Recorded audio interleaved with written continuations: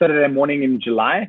I must say, I hope everyone's got a cup of coffee, and I hope you're looking forward to informative and somewhat entertaining session where we hope to set out a little bit more detail what IMM is about and what we think defines us, and hopefully giving you the information and data you require to join us next semester. So I'm not going to spend too much time introducing IMM because there'll be a lot of detail in the various chats where we delve into faculty and our various courses, etc. But I do think it's useful to frame the discussion today, and particularly in the context of what's going on in the world and what's going on in South Africa with respect to COVID and some other trends. So I think the first and foremost is that there's never been a better time to upskill and improve your education and to put yourself on a trajectory that differentiates yourself from everyone else and develop skills that are relevant, not necessarily or not only to now, but positioning yourself and your life and your career for the future. And in fact, I would go so far as to say that it's imperative. I mean, we've seen in our own business, and I've had visibility to a number of other businesses, but the ability to work from home has been either a gift or a curse. And a gift in the sense that life has been able to continue for you if you've been able to work digitally and remotely. And as you'll see through this presentation, IMM is in that position, and our business has continued without skipping a beat. But when you think about other roles, there's some roles like, let's just say, a restaurant waiter that will never really be able to be remote. And I think I put that lens on all of a sudden a lot more when I'm making career advice or giving career advice to various students, and saying, think about where you want to be physically and where you can and can't be physically. And then secondly, think about skills that you want to get that will position you not just within South African context and the South African vernacular, but the global one, because the world is changing so fast and so rapidly. It is imperative that even if you are in South Africa, that you understand global trends and global skills, and you can participate on that basis. But if you have ambitions to travel and see the world, it'll put you in fantastic stead as well. And I think that's not necessarily the only lens or even the primary lens that we've based our qualifications off of, but it's certainly an important lens. So when you look at our key, let's call it focus areas of business or entrepreneurship, marketing, and supply chain, all three of those trends are so relevant in the global and South African context at the moment, and are also skills that we impart and a theory and practical knowledge that will allow you to be a global citizen. Marketing in South Africa is very similar to marketing everywhere else in the world. Yes, there are some nuances, but when you understand the fundamentals, you understand the fundamentals of the platforms, the various social media platforms and others, you will be relevant wherever you are. Likewise, the richest man in the world has redefined supply chain in its broadest sense. That gets me terribly excited and is a reason why we've embarked on the supply chain qualification build out, and Miles will take you through that in a lot more detail. But it's extremely exciting, and particularly in the context of what was globalization, and now even with this little hiccup in COVID and disruption to supply chain becomes even more important. And I think there are a huge amount of opportunities that haven't even been defined yet in this space, ready for young people to disrupt and redefine. So that's maybe a little bit of a very high level overview about why now is a good time for you to upskill and to take this next step in your career and position yourself for the future. If I just focus on IMM for a very quick second, we think about ourselves across a few dimensions, 4 or 5 dimensions that we every day ask ourselves: are we getting better, and are we the best or best in class? And those pillars, and I'm just setting them out for you so that you're able to, during this presentation, to use them or not, to evaluate how you think we do on this score. And I'm sure you have looked at other institutions, and you can then compare and say, well, who's best in class, who's going to best suit my needs in these various categories, because I personally think these are the most important. So first and foremost is content. We've been delivering or conferring qualifications for over 60 years now, and must be 25,000 alumni who are successful, a large number of them are successful throughout industry. So we never compromise on content.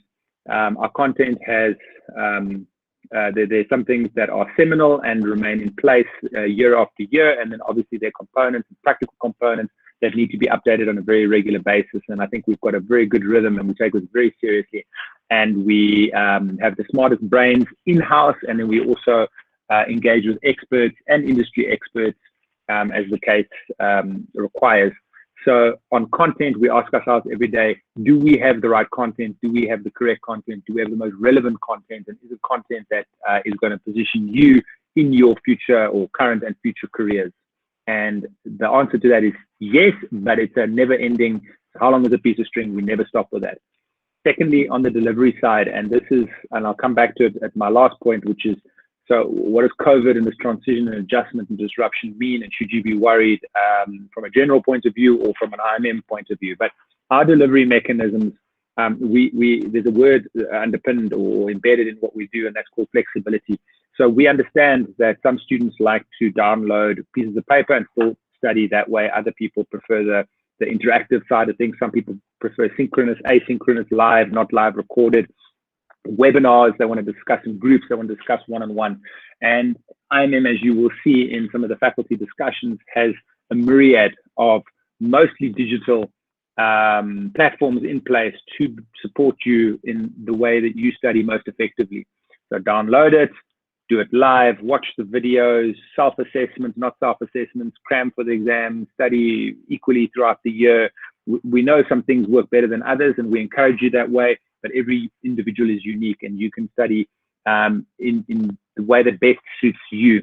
And not only that, you can also have flexibility in the pace of your study. So we set up our qualifications that you're able to study in modules, and those modules, you can do more or less of them depending on the situation in your life at that point in time.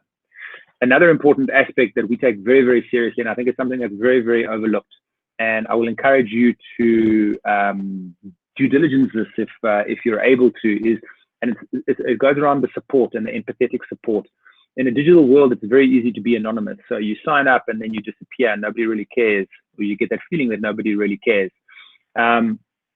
We recognize this, and we're trying to, and we've been over the last 2 years setting up our virtual campus with, let's call it, measuring metrics and KPIs, but then also underpinning it with real people in the background that can address questions and issues as soon as they arise. So we have a very competent team, and you'll be hearing from Lars van Tonde a little bit later, who monitor these platforms and these various chat rooms, and it's actually called Help Me in IMM parlance.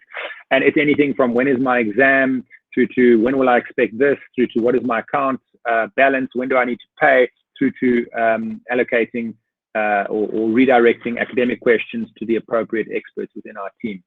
We take this extremely seriously, and we know, and we've all been there, that anxious feeling when you're remote, you're not at the campus. So we have a virtual campus, and you're not at the campus, and you're looking for an answer, and you really, really need that answer for you to be able to take the next step of knowing what to do.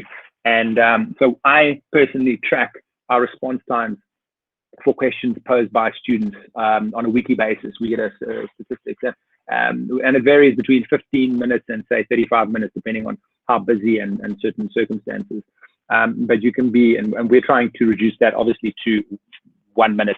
Whether we'll get there soon, I'm not sure, but rest assured that at the highest level, we take this very seriously, and we want to make sure that your study experience is as seamless and as easy as possible. And that means taking away the things that cause anxiety that don't need to cause anxiety. And that is often those little questions that niggle you and last minute questions that you may have.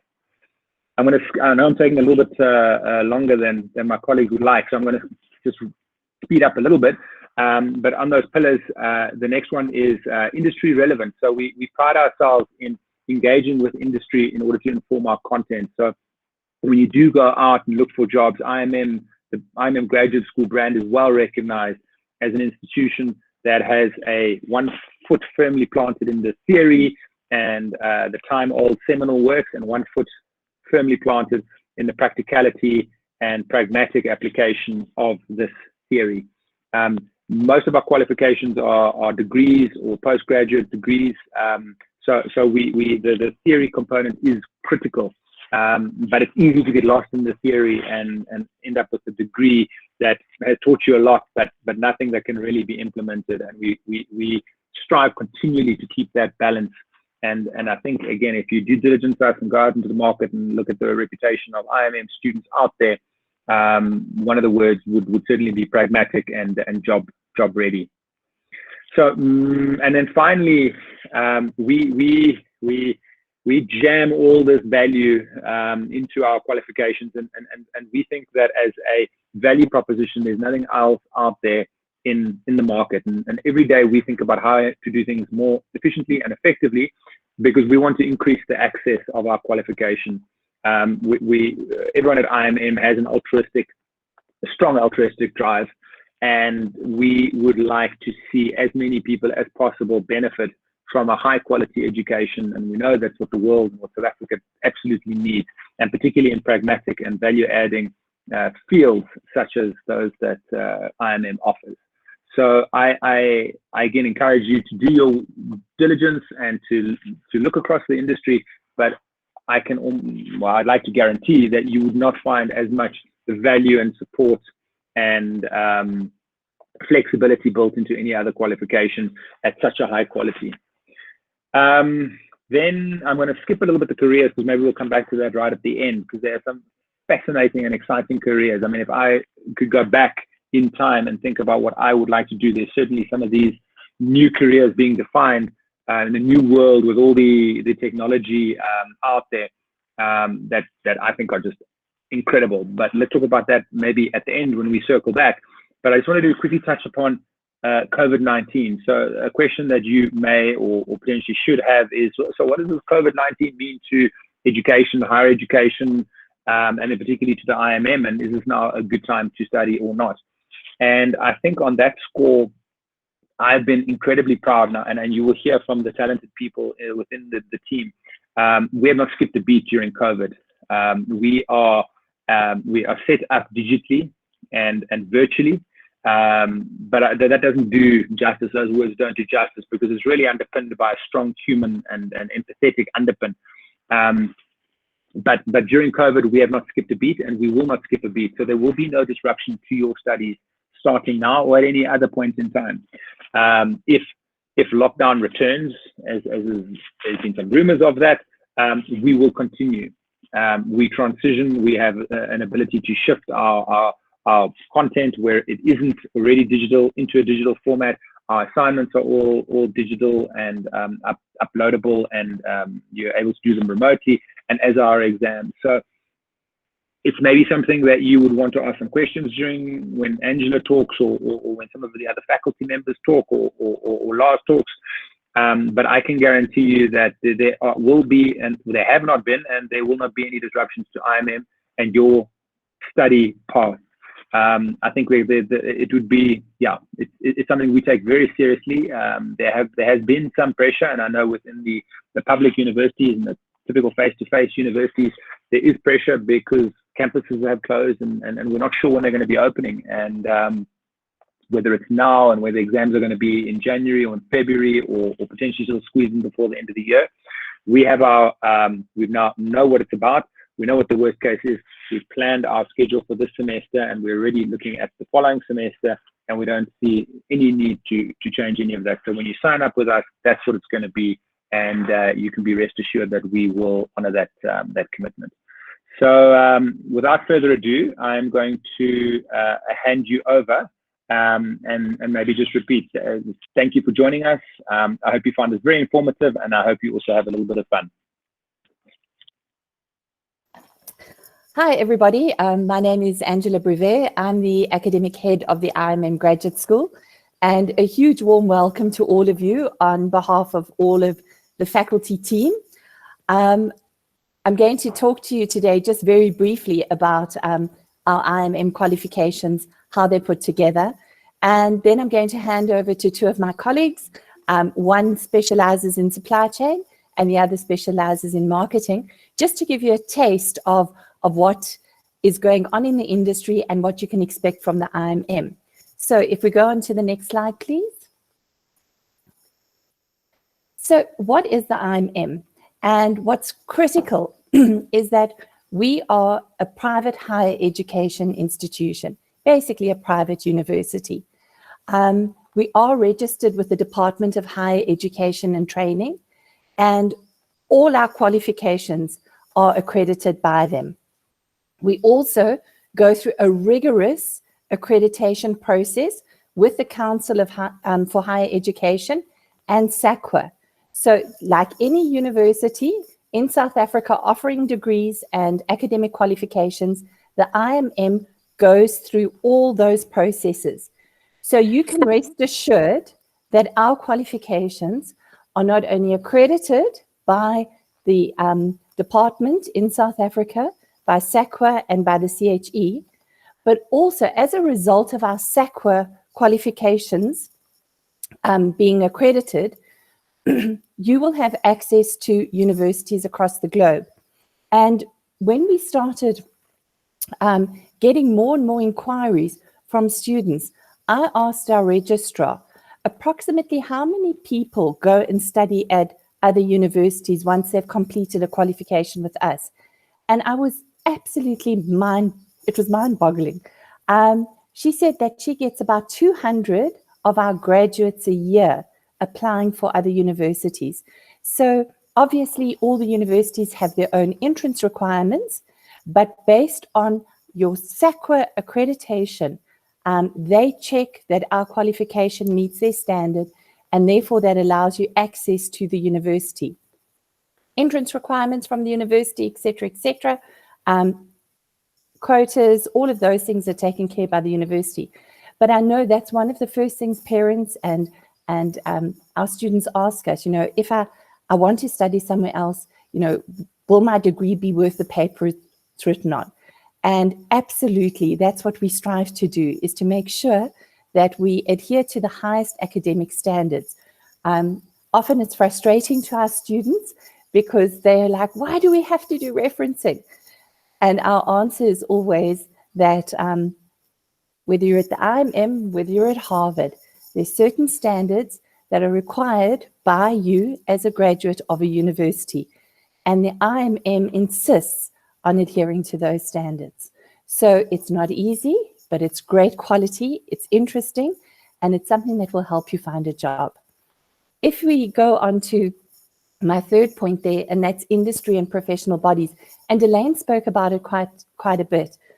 One of the things that we absolutely make sure is that our graduates are job ready, but they also have a really strong academic foundation.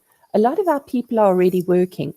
And how do we know that our degrees are useful when people start working? And one of the things that we do is we make sure that we are in constant contact with industry bodies. To give you an example, this week, Dr. Miles Wakeham, who will be speaking a little bit later on, Delane and myself have been working with the Chartered Institutes of Logistics and Transport, CILT, and looking at their international qualification, looking at what our BCom in international supply chain, looking at other qualifications that they offer. I personally present at the industry bodies in the marketing sphere. We have relations with MAS, which is the Zimbabwean is the institute in Zimbabwe, and we also have relations with the Zambian Institute of Marketing. So it's very, very important that we keep up with what's happening in industry and those kinds of trends. So yeah, from an IMM point of view, it's quite exciting. We don't just look at our textbooks and look at academic articles. We see what is going on in industry. Thanks, Maria. So it's one thing to be looking at industry. As I said to you, we maintain a really, really strict and strong academic foundation. I always say to the team, I graduated many years ago, and if my degree at that stage focused on only what was happening there and then, I would have been a telefax marketer specialist. But 30 years later, I still have that strong grounding. So it's put me in good stead to be able to adapt, to think critically, to problem solve, and to be creative. And that's what we want. We want our students to be relevant in 30 years' time, not a one-hit wonder. So how do we do this?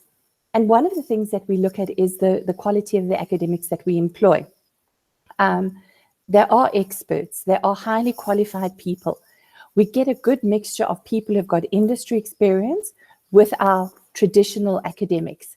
And that gives us the agility to move, to see what's happening in the market, to see what we should be focusing on, what's the next trend. We've got electives in some of our programs, and those allow for us to have that flexibility. So whilst we're keeping the main program, the strong focus, we've got this ability to be flexible and to be agile and to respond to market needs, which a lot of other universities don't have that ability, just by nature of where they're from and how they operate. So I love this quote by Martin Luther King Jr. And he said, the function of education is to teach one to think intensively and to think critically. Intelligence plus character, that is the goal of true education. So at the IMM, we're not about schooling, like giving you something, can you regurgitate it and give it back to us? Here, we're here to educate you. We're here to encourage you to think critically, to look at things from different angles, different perspectives, to read broadly. That's what we are. And we are also focusing on things like ethics and looking at the character of our graduates and the people that they will become in terms of business leaders and doyens of industry. If we look at our approach to our qualifications, I've touched on that, it's academic rigor, it's industry relevance, and as a result of that, our graduates are employable if they're not already employed, and we future-proof our graduates. We make sure that they're absolutely ready to either walk into a job, to be promoted, or to be relevant as a CMO in 30 years' time. Thanks, Maria. So what qualifications do we offer? And our area of focus is really on the business side of things. We've got a School of Marketing and a School of Supply Chain. And within that, we offer academic qualifications from higher certificates through to master's degrees. We've got diplomas, we've got degrees, BComs and BBAs. We also have a postgraduate diploma on the marketing side. We've got an honors in marketing, and we're currently registering, it's almost finalized, we hope it'll be ready for next year, an honors in supply chain management, and our master's is in marketing. So what we say is that you start your academic journey with the IMM, you're able to move up, and we call it scaffolding. It sounds like a building concept, but the way you move through the organization is linked to the difficulty of the qualification, the skills, the expertise, and obviously your career aspirations as well. Somebody asked me, okay, so somebody graduates from the IMM, what type of person are they? What are you focusing on creating? What is it that you are engendering? And for us, it's futureneers. We have graduates that are CEOs of companies. We've got graduates who are in really influential positions as we speak. The one thing is that they have in common is that they're great business people who just happen to be great marketers or great supply chain managers. If you don't understand the business, you'll never be a great marketer or a great supply chain manager. Thanks, Maria. So how do we get these futureneers? And I've touched on some of these things. The learning and teaching of the IMM is at the heart of what we do. And what we want is critical thinking and problem solving. We want our students to understand that we've got subject matter experts, that our academic principles and theories are sound, but also that they are the heart of what we do, our students. And our approach is very student-centered. If we can go to the next slide. So our futureneers become futureneers because of the things that we put in place for them. And Delane touched on the words of asynchronous, synchronous, part-time, distance, etc. Our students come from various places. They've got various expertise and various needs. And so what we do is to say, how can we accommodate them? And we offer e-tutorials for all our students, live webinars. But then there's physical support. There's student support in terms of the e-tutorials. There's also traditional classroom teaching. And there's eLearn. And eLearn is actually our virtual campus. So if we can go on to the next slide, I'm trying to go through this quite quickly. So I'm putting this on because what can I expect as a student? When I register, what will the IMM give me? And the IMM gives you, through our eLearn virtual campus, access to lecturers. The people who actually set the exams are there. You are able to submit your assignments and that online. We also have what we call discussion forums, where you can chat to other students doing this module as well. And the lecturer monitors that, so you aren't left alone. You don't have to sit on your own and try and wade through this stuff. We've got things in place to help you. We also have a thing called a student pacer. So when you get your study guide, you go in and you go, oh my word, how am I going to get through all this stuff? We pace you through what you actually need to do and how to make sure that you can actually reach the end of the semester with all your things in place, having covered the whole syllabus. We also then, after you've submitted your assignments, give you feedback in terms of what we call an assessment feedback report. Goes to all the students so that they can see where they've gone wrong generally. We have supplementary exams. We've got mock exam workshops. The point I'm making is the IMM doesn't leave you alone or leave you to be on your own. Let me put it that way rather. What we do is put things in place that give you the flexibility to study anywhere, anytime, with as much support as you actually require. If we can go to the next slide. So what it basically is online learning is the focus.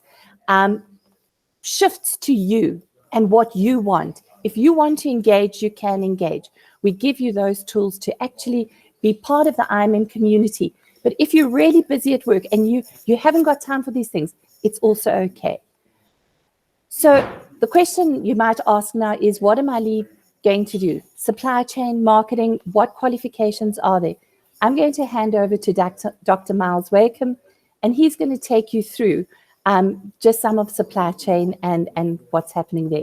Thanks, Miles. Could I have the next slide, please? Hi there, folks. As you've heard, my name is Dr. Miles Wakeham. I teach and have a passion for supply chain management and marketing. I teach it on a face-to-face basis in our Stellenbosch campus, and then also online. As a matter of fact, we're starting next week. Now, supply chain management, excuse me, is quite a complex discipline, and I thought I would make it as simplistic as possible without regurgitating a lot of academic waffle. So I chose our friend Noah, who, as you are well aware, is not just only appears in the Christian faith, but also the Jewish and as well as Islam, who all three revere him as a very highly respected prophet, as well as a person that was extremely reliable and abeyance in terms of his relationship with God. This is not a religious thing. However, I just thought I'd just share that with you. So if I may just say, the question, of course, is why did Noah use project management and supply chain management to build the ark? And we'll see in the next slide that the reason why is because he wouldn't have been able to do it effectively, efficiently, and efficiently we're talking about being cost effective without having an understanding of it. Now, this could be by means of divine intervention. We don't know, but we'll check it out as we go through the slides. Okay. So if I can just see the next slide, please. So let's just take a look at this project. And once again, I'm having a sort of a project supply chain management hybrid, so you can understand, It's not just, supply chain management is not something it's isolated. It works in conjunction with all the functional areas within the organization: marketing, finance, HR, etc. So let's just think about it. I said already, why the ark? Well, because the Lord said he must build this ark, and it kind of coincides with all the holy scriptures in Islam, Judaism, as well as the Christian faith. So this is certainly not anything. I'm not trying to pick on poor Noah. It could be a lot of other people, but he was, as far as I'm concerned, one of the greatest project managers of all time and one of the greatest supply chain managers in the history. As a matter of fact, I don't know of any single guy who would have been able to handle this project besides our friend Noah. Now, you got to understand that Noah, of course, he's the project manager, was 500 years old when the Lord spoke to him. And from the age of 500, he became the very first kids were born, 3 sons, namely Shem, Ham, and Japheth. And Noah's wife, Namah, he had grandchildren. Noah's father, Lamech, aged 682 years old, and his mother, we don't know her age, formed part of the project management team, who were obviously led by Noah. The duration of the project I found very interesting when I did this research was 100 years. So just think about it. From, people find great difficulty in managing a project of 1 day, doing an event management project. Here we got 100 years. Think about the risk that our friend Noah was exposed to. I found it very interesting too, and I did quite a bit of research, as I said, was what was the size of this ark? Remember, he's got to accommodate these thousands of animals. And I found out I had to convert this thing all to meters. It was 124 meters long. So just a little bit longer than 1.25 size the length of a rugby field, 26 meters wide, and 15 meters high, I would assume, to accommodate the giraffes' necks. And it was 1/3 of the size of the Titanic. So it really is a massive vessel. Capacity was between 20 and 40,000 small animals. Now, we talk about the size of land. Now, we got to understand that this wasn't a journey for lambs only, but elephants, hippopotami, crocodiles, lions. I don't know how they're going to, for 40 days and 40 nights work and live with one another. However, once again, that's not part of the supply chain management. Probably we should look at behavioral scientists for that. Remember, too, that in order to be able to build the ark, there's got to be inputs, which is raw materials and components. I found, too, quite interesting that the wood that was used for the ark was gopher wood. They used pitch for waterproofing, nails, bolts, ropes, etc. And as importantly, shipbuilding equipment. Okay, so this is basically what the project was all about. If I can see the next slide, please. Pardon me.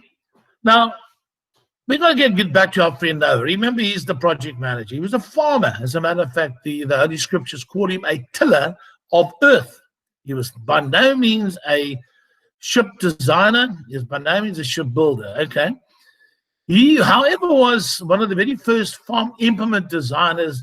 And from the Western Cape, we go on our bended knees every day. We thank the Lord for Noah, because he was our first winemaker. So if it wasn't for Noah, we wouldn't have any wine to drink, and life would be extremely miserable in the Western Cape. From a scope point of view and constraints, understand it's going to accommodate 2 different types of animals throughout the world. So picture that, eh? It's got to be sizable, it's got to be steady. From a construction point of view, it must be of the highest quality. We can't have the pole ox leaking, and neither can we have it also sinking because of the storms. It's got to accommodate sufficient food, not just only for the animals, but also Noah as well. And it's got to be from a project point of view, it's got to be within budget. Now, we don't know if the good Lord gave Noah a budget at all, but let's assume it was 3 million shekels, because that was the money at the time. Project duration, wait for it 100 years, but we've got to include then, of course, the 40 days and 40 nights, which they spent, when Noah spent, navigating the rough seas in the stormy weather and rain. And finally, we don't know whether this was done intentionally, but it landed up in Mount Ararat in Turkey. Okay, so let's assume that was the original destination we were going to go to, which is right in the mountains. Okay, so if I can have a look at the next slide, please. Right, so what has this got to do with supply chain management? And I want you to put your thinking caps on, because this is really the core of what we're going to discuss. In order to be able to build anything, okay, you need to understand what the demand for your inputs are. Now, picture the scene. 100 years is the duration of the project. So we can't expect NOAA to order the wood, to order everything else on the first day and wait for it to rot. So it's got to turn up. And this is going back to project management. The right quantity and quality of these inputs, the wood, etc., got to come in at the right time to the right place where the yacht was going to be constructed, to the right person, which of course is NOAA and his team, and it's got to be done at, it's got to be delivered in the right condition. We can't have pieces of wood that are warped or nails that are bent, because we'll have to send it all the way back, and we call that reverse logistics. Right, the next thing, once we've now worked out what we require, we then need to go out and find who is going to be supplying us. So we need to take a look at suppliers. We take a look at, remember, once again, it's a 100-year, sort of endeavor. So we've got to take a look at very, very resourceful as well as reliable suppliers. And once we found the suppliers, the next thing would be to then procure it, a fancy term for buying the stuff. And remember to come in on an as and when basis, not in one go. When it gets there, I'm sure NOAA must have said, now look here, everybody's going to be jealous about all the things that I'm doing. We better create a store, a warehouse type thing to for the safekeeping of all the stuff coming in. And also, I would assume, because we've got wood could be exposed to the elements. So he would have to go find the right place to put his store and design it in such a way that nobody can break in. Right, now, we've now found out where we're going to get the stuff from and where we're going to store it. The next thing would be to bring the stuff in. We call that inbound logistics. And inbound logistics is the transportation to bring these materials in. Right. So from there, so far we're talking about logistics activities. From there, we then move into the production of the ark, which is the conversion. We call it the conversion process, converting these raw materials into finished goods and services. In this particular case, a sort of a seaworthy ark. So supply chain management includes production and all the other various management areas, such as marketing, such as financial management, HR, etc., etc. Now the thing is, we are now getting too close to the time where these animals are going to be appearing from nowhere, and so we need to source the food and to bring the food in, not just only for the project team, but also the animals. And this is going to last for 40 days and 40 nights, eh? So you can imagine how much food is going to come inside there. Now, for those who are like me, I live in a farming environment.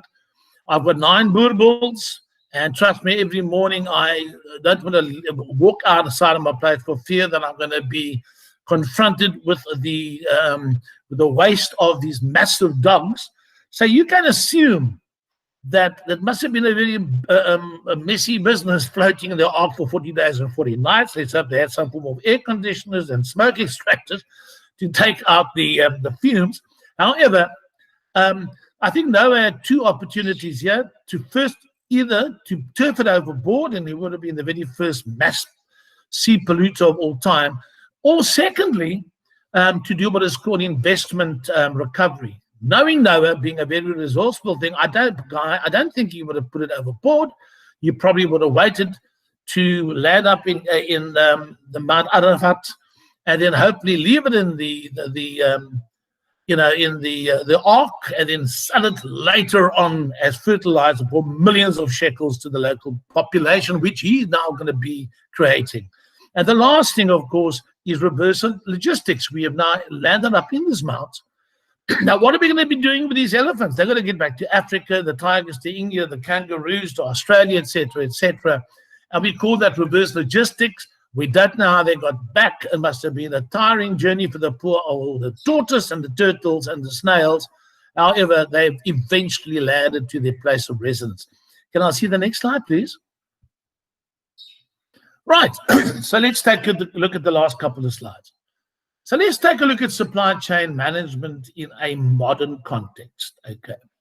Number one, in order to be a successful supply chain manager, an effective one, okay, you're going to be a logistics expert. So we're going to be teaching you all 14 logistics functions.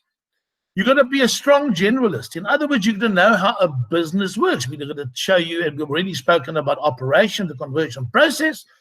We also need you to understand where supply chain management fits and logistics fits in the greatest scheme of things. And you've got to be a guru in business processes. I mean, just think about it. When you go to Pick and Pay, you buy something, they scan, let's call it the can of beans, and it does a variety of things, tells the cashier how much it's going to cost. It also tells the people in the store, by the by, a can of beans is left. We need to replace it. The suppliers are then online. We call this ERP, Enterprise Resources Planning. Everybody is linked in the equation, right down to the farmer who's going to be producing next year's beans crop. Another thing in a modern context we need to understand, and this is very important for you, obviously, because I've got a passion for supply chain management, I'm going to try to convince you that this is the career path to take, is that there's a critical skill shortage of effective and efficient supply chain managers in Africa and most countries of the world, and in some countries, there's still a skill shortage, okay? So therefore, there are professions in all 14 logistics activities, for example, in stores, in transportation, the list goes on and on.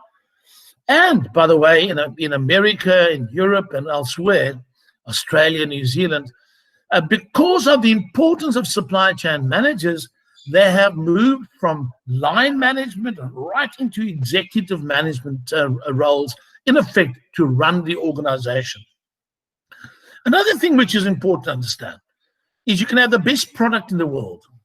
You can have the best marketing in the world, and I'm not picking on the poor marketers, but if you have ineffectual supply chain management, in other words, you can't get that product to the to the right customer at the right time, etc., right place, as we spoke about before, you don't have a business. And it will be business failure, local, national, international, as well as global. And for my students who are going to be on my class next year, I know every single one of you are going to be, that we will discuss it in a lot of detail. Think about the success story. Our CEO spoke about a lot of billionaires coming from supply chain management. But just think of some of the success stories. Amazon, Alibaba, eBay, Take-A-Lot. These are all billionaires, highly successful international players. Where would they have been without supply chain management? They wouldn't have a business. Right? The supply chain, once again, from a modern context, has got to be robust. In other words, we've got to be able, in a supply chain management environment, withstand any threats, including, for argument's sake, COVID-19. And we all know a lot of organizations failed here and their businesses are no more.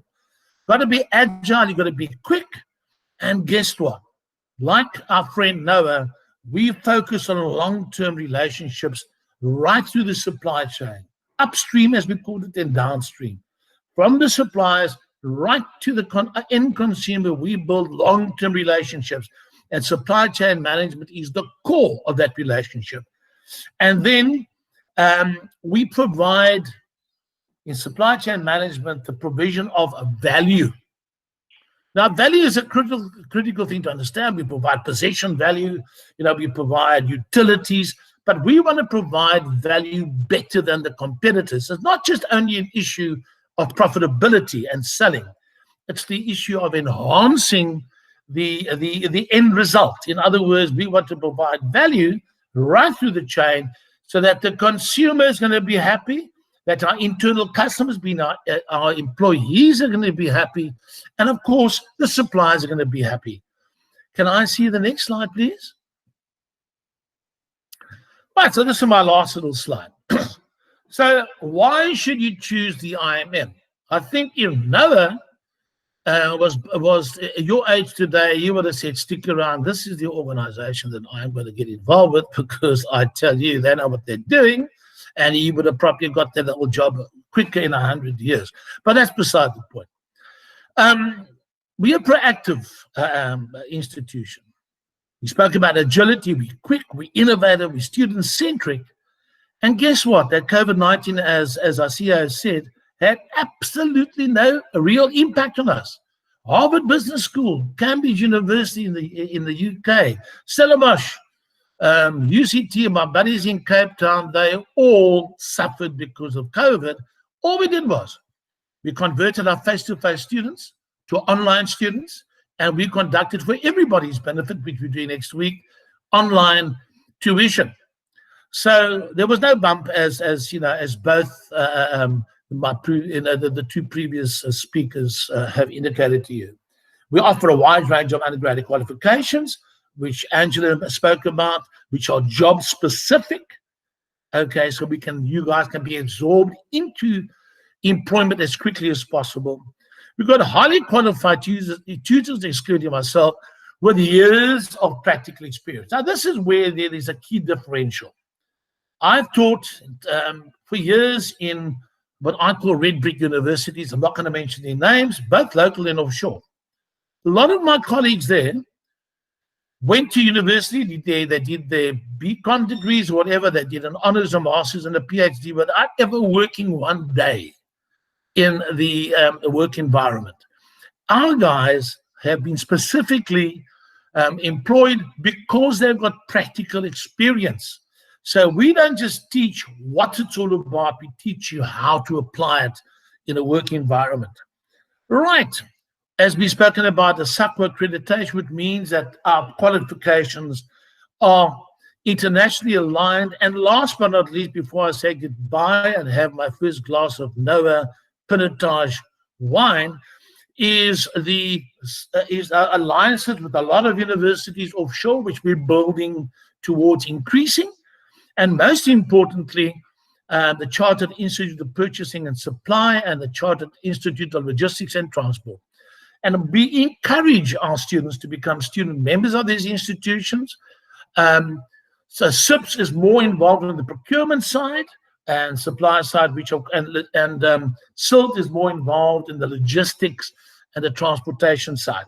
So we encourage them, and we do this for a reason, is that you can become a member of an extremely large international family who care about their student members, and of course, hopefully that you become full-time members as well. So I want to thank you very, very much for this very, very quick opportunity to tell you what supply chain management is all about, and also the IMM. And just remember how amazing Noah was in putting this whole project together. Thanks very much, and have a lekker weekend. Bye-bye.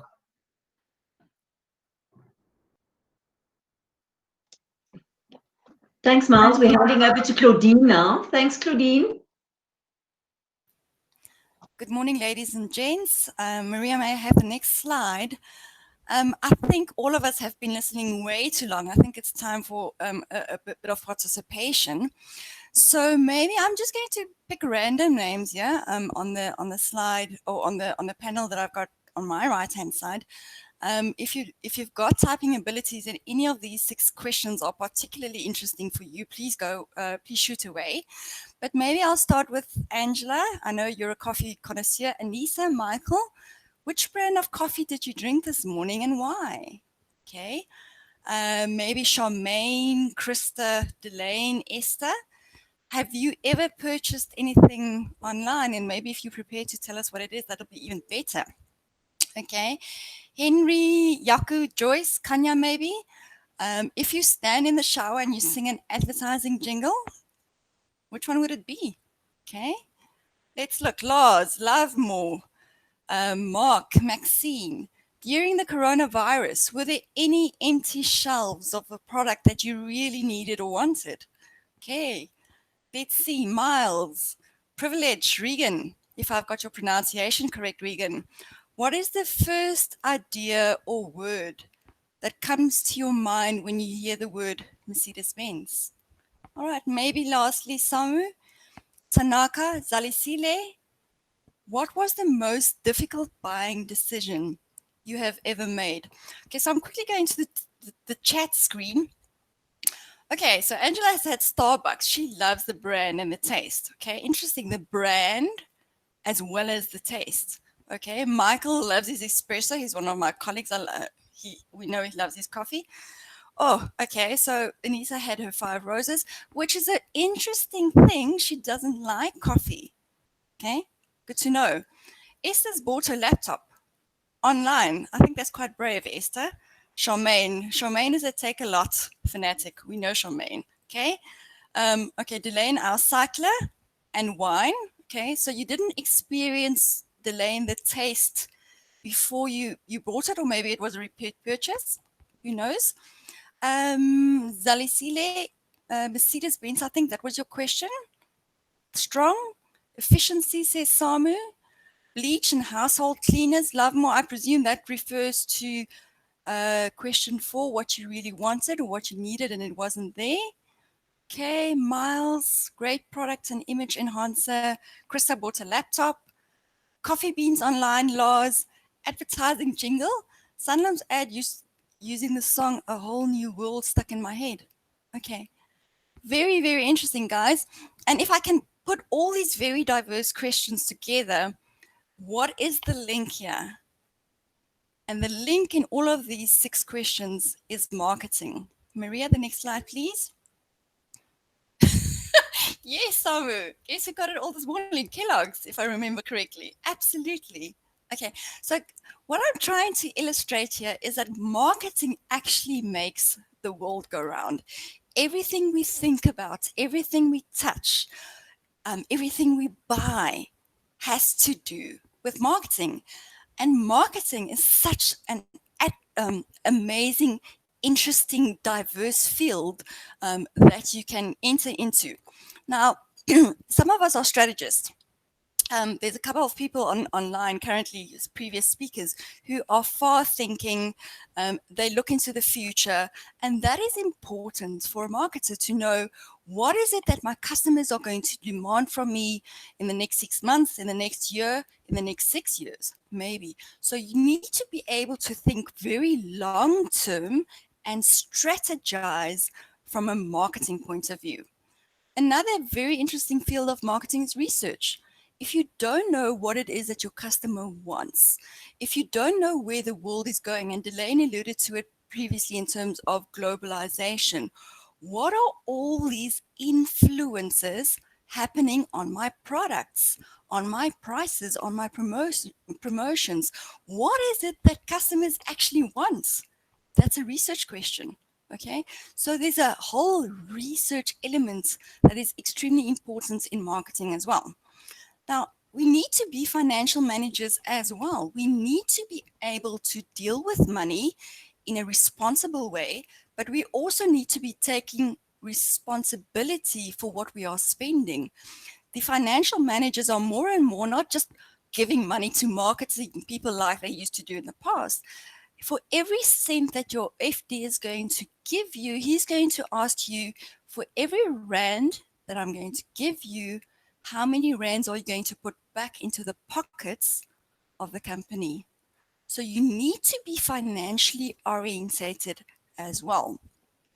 Then the customer, the essence of marketing. Who are they? Where do they live? What do they like? What don't they like? Anissa said to us she doesn't drink coffee, she drinks tea. Okay, so Anissa's not part of our coffee market. Who's our online shopper? Dr. Miles talked about Amazon. Okay, who are the customers of Amazon? We need to understand that as marketers to be able to give them what they want, where they want it, at the right price. Okay, and then lastly, those are the basic 4 Ps. I know academically there are many more, but we need a product that the customer wants. And you better make sure that it's exactly what he wants, not half what he wants, not quarter what he wants, exactly what he wants. You need to be able to give a give it to him in a place where he can access that product, be it online, like Krista, who has bought her PC online. If it's too expensive, it's not going to fly because you're not going to have a buyer for it. If the price is too low, customers might think, maybe the quality isn't great. Okay, so price is also important. And how you promote, how you communicate to your consumer is also so important, because you need to have that jingle. Who talked about the jingle, the Kellogg's jingle? Samu, okay? That's just part of a promotion, but promotion is so much more. And the interesting thing about marketing is you can't say, okay, here's my product, so this is how I'm going to distribute it. Talking about Dr. Miles, this is the price, this is the promotion. We need to think in an integrated way. You can't manage any of these issues in little silos. They all are integrated, so you need to think holistically. Maria, next one, please.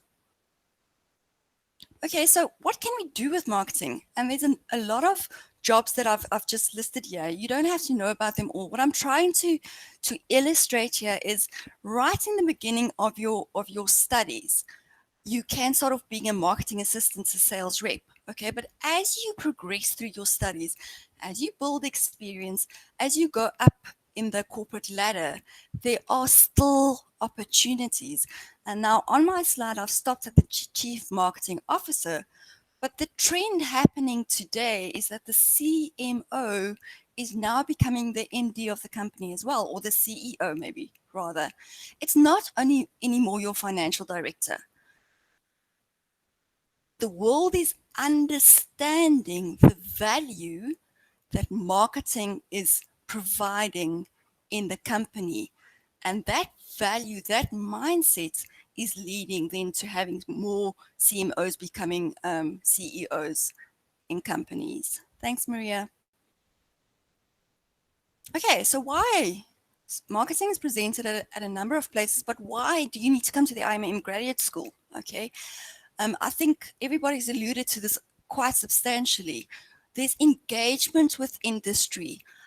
We try update our content continuously, okay? So that when you walk out of there with a degree, a certificate, doesn't matter, you know what's going on in the world of marketing today. Not yesterday's, today, okay? The vast industry experience of our lecturers, I think Dr. Miles have alluded to that quite, or spoken about that quite a bit. The holistic, for you personally, the holistic field of marketing. We talk about brand. We've got electives in global marketing. We do retail marketing, services marketing. So you can go into NGOs with our marketing degree. So there's a lot of exposure, various different types of exposure, so that you've got that holistic feel for marketing. It's challenging. Angela once also mentioned it. It's challenging. Marketing as a subject, as it is challenging because of the various finances, research, the fields that I've already discussed. But it's also challenging from an IMM perspective, because we require students to progressively think and progressively apply critical thinking through the various levels of studying. So it's not a regurgitation of theory, as Angela said, is we expect you to be able to think when you finished your degree, your diploma, whatever. Okay, it's in practical, all right. So whether it's Chappie's Bubblegum or whether it's Apple, these are examples that we use, or these are brands that we've used in our study guide, in our exams quite recently. So as somebody said, chew on that. All right, and then I think my last slide. Okay. If you study marketing, you will never, ever go out of fashion. You have to understand that marketing is here to stay forever. You don't have to worry that marketing will go out of fashion, out of sync, out of whatever, because the world will continue to need marketing. Sorry, I'm speaking a bit democratic, but yeah, we do need marketing forever. And then, as I've said in my second slide, marketers make things happen. And I want to have a bit of a stitch here at my colleague, Dr. Miles. Dr. Miles, you might have a supply chain, but if you don't have a product that the marketer has thought about and has heard that the consumer says, I want this product, then if you don't have that product, you're not going to have a supply chain. Sorry, I had to do that. Thank you very much. I'm handing over to my colleague, Irene Gregory. She heads up the student support centers. Thank you for listening. Thanks, Claudine. I want to also add that marketing is a very versatile qualification in terms of your careers going forward. I'm schooled in marketing and still have a passion for it after 30 years in the work environment. Irene was going to join us today, but is unable to do so. So I'm very proud to present to you Lars van Tondo, who's the Dean of our Student Affairs, and he's going to chat to you about the student support centers. He's got a vast number of years at the IMM and understands this environment exceptionally well. Thanks, Lars. Over to you. Anissa, thank you very much, and welcome, and thank you to all the participants today. The IMM Graduate School, as you will now have seen, we have what we call student support centers. So at all our IMM offices throughout South Africa and including Zimbabwe, we have our staff members who can assist students. But the student support then as a center offers more than that. And if you may have heard a Japanese proverb, you would have heard it saying that better than 1,000 days of diligent study is one day with a great teacher. So the student support centers are specifically geared to assist students who require additional support in terms of specific modules, so that you can be in the presence of fellow students, but then being assisted by a tutor. And that is what we offer you, not just 1,000 days, but in fact, we offer you an experience. And it's not just a day, but it's 13 weeks of tutorial sessions where you can enhance your distance learning experience. So there is no risk then of feeling isolated, which is often the case for distance learning students. And you then have the ability to bounce your thoughts off fellow students, off the tutor, and then to be guided in terms of your thinking and your critical thinking. One grows most academically by sharing your thoughts with other people. And you then do not have the risk of just having your own thoughts the whole time and then making up your mind believing that you are correct, but you get challenged in groups. You get challenged by the various queries and questions and tasks that you are requested to perform. And then when you are challenged in that way, you will receive immediate feedback from your tutor who's present in the class. And they are experts in their field and have vast years of industry experience, and that they will share with you. They will share with you not only their own experiences, but then by talking to the students and breaking away in breakaway groups and having discussions, you are then able to hear what other students think, and you would then have this fantastic opportunity to share your thoughts. And this is the slide in the middle. The various ideas then comes up with the best idea. Sorry, Maria, if you can go back to the previous one. I misguided you there. So that in terms of this graphic in the middle, it's the best ideas that then are through this process of interaction that would then be formed. And you have that, as we see on the right-hand side, the immediate feedback from tutors. But thank you, Maria. We can move now to the next slide. And so when we say that a tutorial is not a lecture, it's definitely not. There are a number of us participating today, many of you who joined us, who have been in classrooms, you've been in lectures and so forth. Our largest lecture venues that we have in all our campuses, or our student support centers, which we will refer to later, can seat 120 people. But on average, we have between 30 to 50 students in a gathering, in a classroom. And that is far better because that allows for interaction, that allows for personal attention, that allows for discussions, where in a 500 group hall, that is not possible. You are a note taker and you receive information.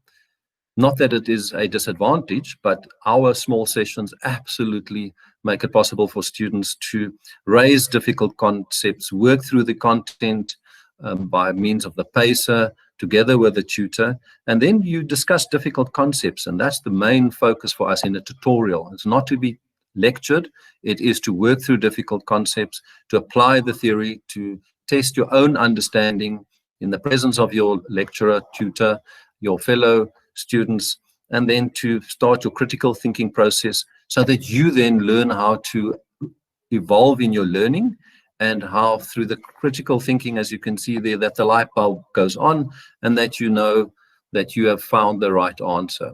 You will notice that in terms of our assessments, we are currently, and because of the first semester where we were able to move all our exams online, those were open book exams, so we call them final assessments. And being in such discussion groups will absolutely prepare you for such evaluations, whether it's at work where you have to be part of critical thinking groups, whether it's in class. Those really help in terms of our small groups. So we offer tutorials during the day as well as the evening, and daytime sessions are 3 hours and evening sessions are 2 hours per week. And you could then, if that is how you would like to address various modules and add that in your learning process, then you may absolutely do so. Maria, if you can move along, please. So where do we have these various student support centers? As you can see there at the top, we have one in Cape Town, in Stadium on Main. Then we have one in Mill Park, in the Atlas Studio building, in Durban as well, in Pretoria, specifically Brooklyn area. We have Edenvale and Sandton. And then if you look at the next slide, there's our new campus that will open up in 2021. This building is currently under construction and it is absolutely beautiful. It is built to size, it is built to our needs. And for all students who wish to have an experience in Stellenbosch, you will be housed in that building as from next year. Our campus will be moving there in early January. And it's really a unique experience building. As I say, it's custom built to our needs, and really a fantastic experience. We find that most students who are in Stellenbosch are the students who have actually just finished school and have decided to have a bit of a varsity experience, in the sense that you are in a varsity town. And that is what makes Stellenbosch such a nice experience. So it's open to mostly daytime tutorials and to students who are willing to relocate and can do so, obviously for those in the Western Province as well. So it's for out of school students, and then also we find that, for example, our campuses such as Sandton, just to give you an idea, would have daytime and evening, where evening is mostly our professional working students who require the academic assistance in the form of tutorials at night. Thank you, Maria. You may then, whilst I've been talking, thinking that's all fine and large, but we are in the midst of lockdown, in social distancing, that applies. And the IMM Graduate School, during the lockdown period, we adapted very, very quickly. Within 1 week after lockdown having been announced, we moved all our tutorials online. And the classes were then structured as such that if I was a student with, for example, Miles in Stellenbosch, or with Claudine in Mill Park for their specific modules, within a week we went online. We were able to attend breakaway groups online. And so we allow students now for this coming semester to attend an online tutorial. So we refer to those as e-tutorials. And we really believe that in our very quick movement to online classes, that we were at the forefront and remain at the forefront of online education developments, because we were also able to move our examinations online. And Miles made reference to this, but there were other institutions who really battled, and for a number of reasons. But because we are distance learning and we've applied online practices in terms of content development through our eLearn platform and through our moving of our tutorials online as well as our assessments, we are fully equipped and ready for the second semester to assist you to either sit in a class where obviously the social distancing and COVID-19 regulations apply, or to attend the e-tutorial. They have been very successful, and students have registered for these. They will start with our parallel, well, we'll start with our tutorials, the e-tutorials on this Monday, and there is still time to register, as that is starting off slowly but surely. And one could decide to do a module in a class, in a tutorial venue, or to do it online as an e-tutorial, or both. That's really up to you. And what is magic about the e-tutorials is that the groups remain small, and that we have breakaway groups within the virtual offering, and that, again, the personal touch is there. They were highly successful, and they are, in some cases, very highly attended already or registered by students making that choice. And so we are happy to offer that to all our students. So what is very important is also then with the e-tutorials that students will present their content to you. There will be recordings of that afterwards, so you can go back, and for the students registered for e-tutorials, you may then go back to the recording. As you will have noticed, this presentation is being recorded, and you can then refresh your memory and go through the content and just make sure that you understand all concepts as they were discussed. That is then a big advantage, that the social distancing aspect is not anything to worry about, and you can attend that online. And then there will also be WhatsApp groups for students, for those attending the e-tutorials. And we will provide further information about all this a bit later. Maria, thank you. The next slide. So over and above the IMM Graduate School tutorials, we host various other content-driven presentations to students, final assessments, networking events during the course of each semester. We also host online supported learning and e-tutorials for the Chartered Governance Institute of Southern Africa, which we have been doing for a while, and you will receive further information on that should you require. Thank you, Maria. And so thank you very much for the presentation and the time, and wishing you all well. Thanks very much, Lars. Appreciate that. Maria, can you move to the next slide, please? So staying within how efficient and succinct we are in terms of our e-learning delivery, the same applies to our registration and obviously our payment methodologies. So at this point, you would have heard quite a bit now about our academics, what we offer. You would have been exposed to some of our team members, and you'll agree at this point that there's no other question but to sign up with the IMM. And I'm going to tell you exactly how to do that. So it's very easy. You can do it online, or you can contact any one of our student support centers, or call us as well, and we'll put you through to one of our consultants. We've got a number of our consultants online at the moment. So if you have any questions, please don't hesitate to ask. So a consultant will assist you. It's important, obviously, that consultant will talk you through a process which guides you how to participate in terms of becoming a student with the IMM. Things such as they'll talk to you about what access requirements you need to participate in one of our qualifications. They'll help you decide on what qualification is best suited to your needs. Maybe chat to you about what is your vision for your career. It might be that you were considering marketing, but having listened to what Dr. Miles was saying, supply chain management is a hot topic at the moment and is very versatile and could stand you in good stead across all organizations and industries into the future. Also, we can discuss, given your capacity, what appetite you have, and how, in terms of how many modules you want to take that semester. Okay. Also, having a look at what your budget is, fitting in with your pocket, what can you afford, and they can guide you in terms of what's best in terms of your unique situation. And then obviously they're also there to answer any specific questions that you might have. A number of our team members have been around for many years. Most of them are studying or have studied through the IMM as well. So they themselves have got good experience with the online environment. And it does require a different kind of discipline to a student that's going to another university that is not distance learning based. It does require discipline. It does require someone that is wants wants to achieve, obviously, but somebody who's dedicated to their studies as well. So once you've gone through this process, you will then need to submit the necessary documentation, and that would include things such as your relevant identity documentation, your latest qualifications, etc. And as I mentioned, the guys will take you through that process. Once that has happened, you would then need to pay for your registration and your semester fee. And then obviously, depending on the modules you select, you'll pay for those modules as well. And for ease of reference as well, we have a few payment options for you.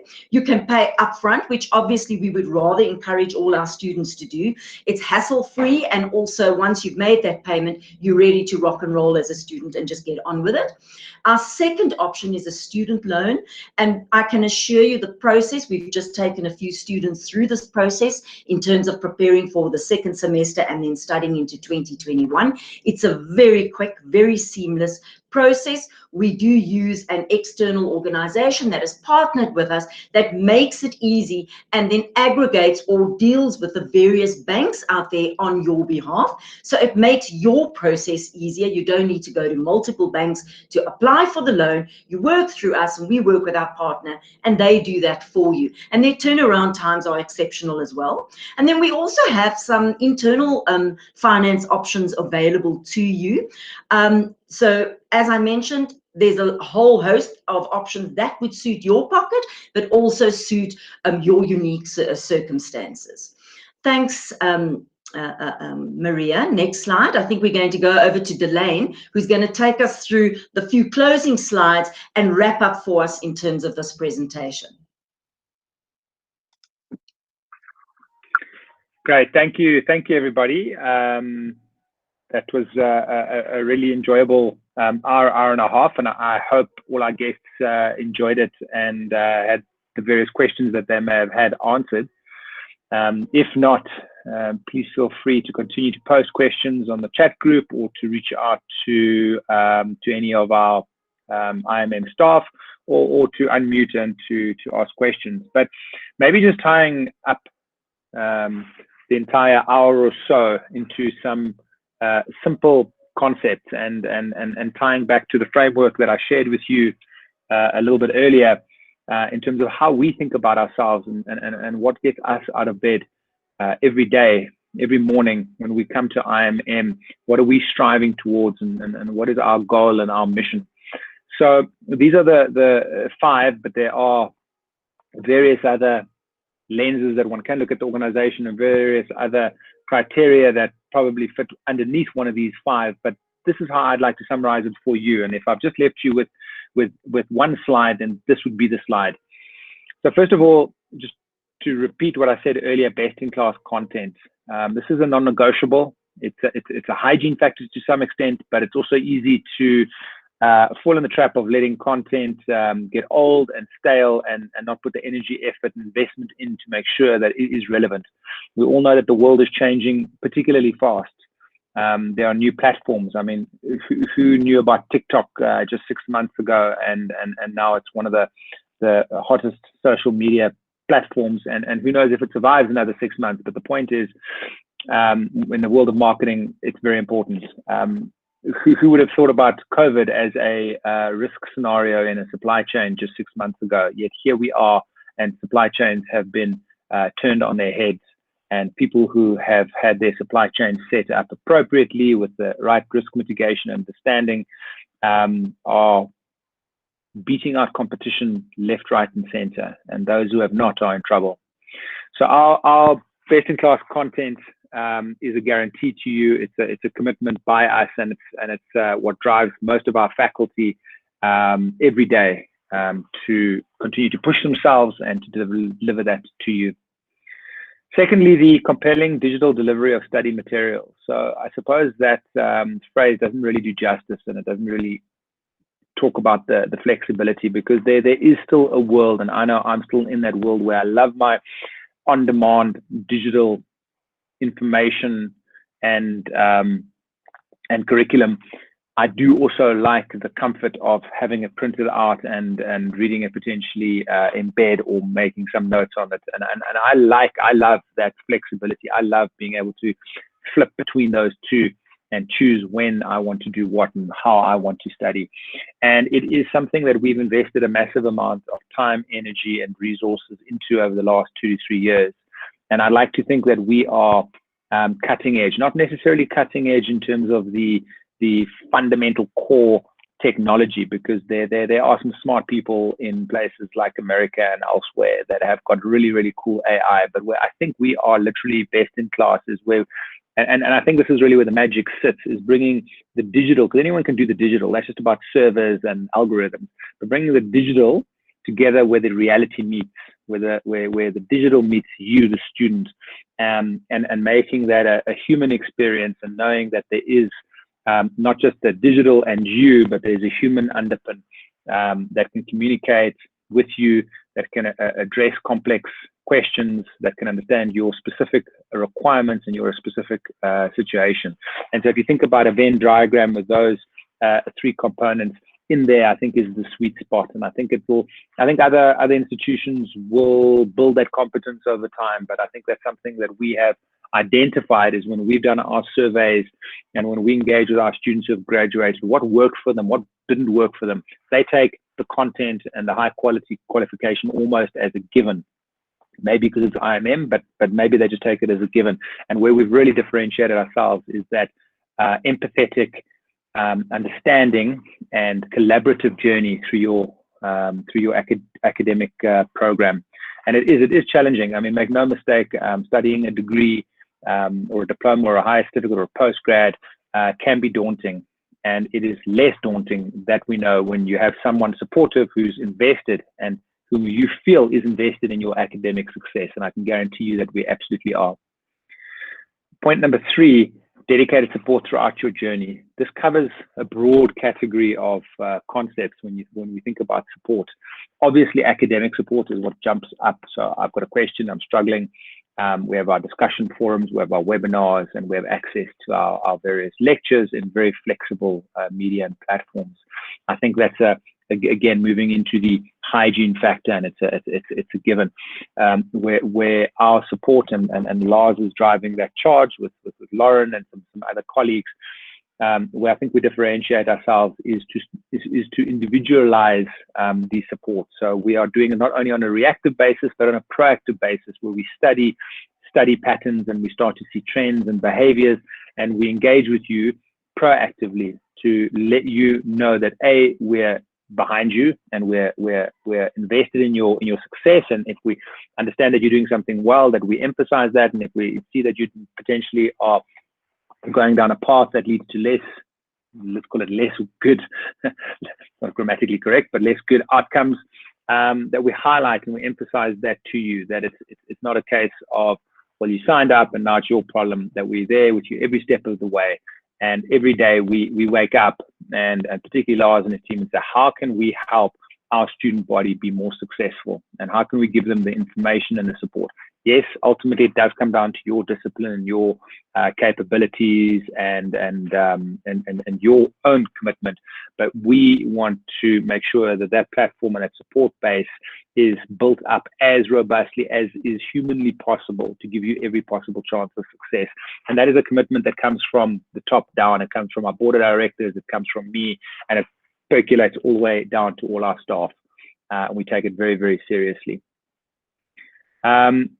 When you're studying with us, you have an internationally recognized qualification and a brand that permeates industry and is well known within industry to train up to graduate students who are going to be successful employees and potential business owners, if that's the path that you choose over time.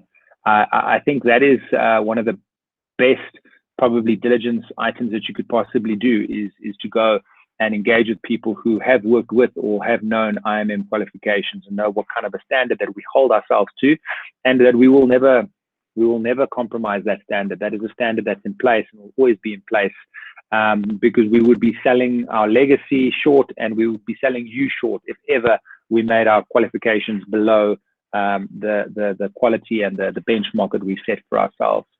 And just to re-emphasize, we've got many years of doing this. We've got a long track record. and our qualifications are understood, recognized, and valued by people out there, most importantly in the industry. And then maybe a more pertinent and recent comment is the uninterrupted, flexible academic journey. As we've seen, we've had the world turn upside down, and IMM has not skipped a beat. Our students have continued with their assignments and their exams and their feedback and their academic journey uninterrupted. And it has actually been a little bit of a warm and fuzzy feeling when I think about all the comments that we have gotten from people, a lot of people who, well, equally people who are studying, let's call it full-time, and are new out of school, and people who are actually in industry and are holding down jobs. And both categories have been very forthcoming with their compliments and their appreciation for what IMM has done to make sure that we have continued and have not interrupted their academic journey. And this is, there are lots of ambitions and career prospects on the line here, and to lose 6 months or a year would have been unforgivable. So we take that responsibility very seriously, and I can give you that commitment from the top down, that when you study with us, it will be uninterrupted, it'll be smooth, and no matter what happens. And I think that's a testament to the capabilities and the quality of people and how seriously we take our job. That when you start with us, that you're going to fulfill your academic journey with committed and responsible partners. So with that as a final summary, I just wanted to again say thank you very much for taking time on a Saturday morning. I hope your coffee is okay, or your coffee was delicious, and perhaps time for a second cup now. And if you have any questions, we've got an open door. You can address them now, or reach out to any one of the colleagues, or through the website, etc. And help me. And then there's also some contact details on the slide at the moment, should you need any follow-up. But I really hope that we see you part of the IMM family and community for semester 2, and if not semester 2, then early next year. Thank you very much. Thank you, Delane. Thank you, everybody, for participating. And thanks for giving up your Saturday morning to talk to us.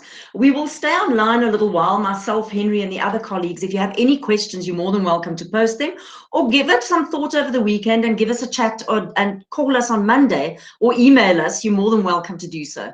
We're there to help you. Enjoy the rest of your weekend, and so thank you very much.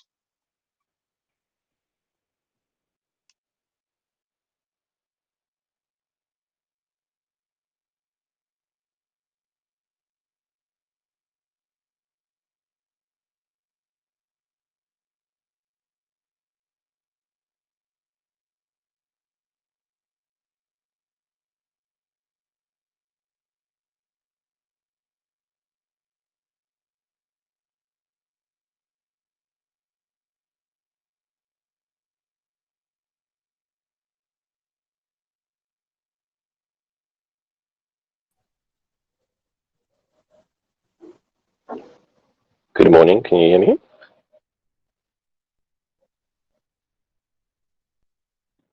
Hi, Henry, we can hear you. Hi there, this is Hein speaking. Hi, good morning, yes. I'm new to IMM. Unfortunately, I just joined you a few minutes ago, so I'm sorry that I missed the whole presentation. But I just wanted to make use of this to say thanks to Henry for helping me out on Friday to get my registration in, and I'm sure I'll be in contact with him during next week to finalize everything. But yeah, I just wanted to say he's been a great help in getting me enrolled and getting me excited about the course. That's wonderful to hear, Hein. Thank you very much. And if you missed the recording, we have actually recorded this, and we will be posting it on our website, Okay, probably great. by Monday. So you're welcome to watch it, or we can send you the link via Henry as well. That's not a problem. Our semester starts next week, so I hope you're all ready to rock and roll. Super. What are you going to be studying? What are you studying with us, Hein?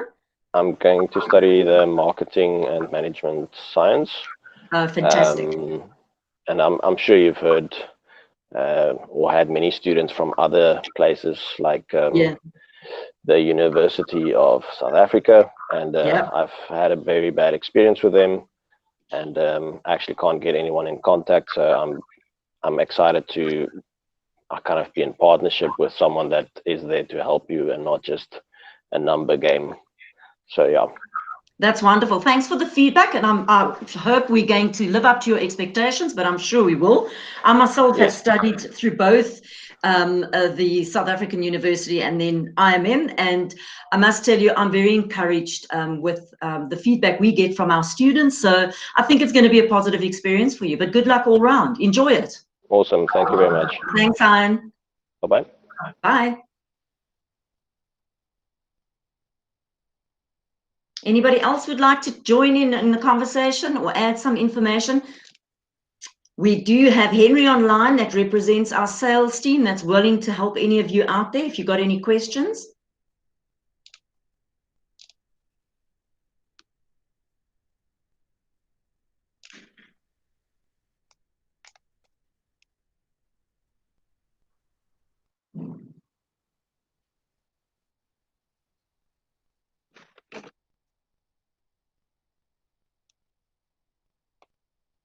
Silence is never a good thing like this, especially not for marketers. You know, we always have a lot to say. So guys, you're more than welcome to ask any questions. We'll be here for the next 5 to 10 minutes. If not, have a fantastic weekend and we'll chat again soon.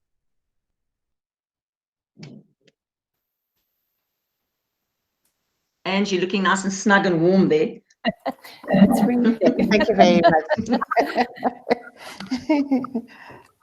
Hey, Angie, what's it like there in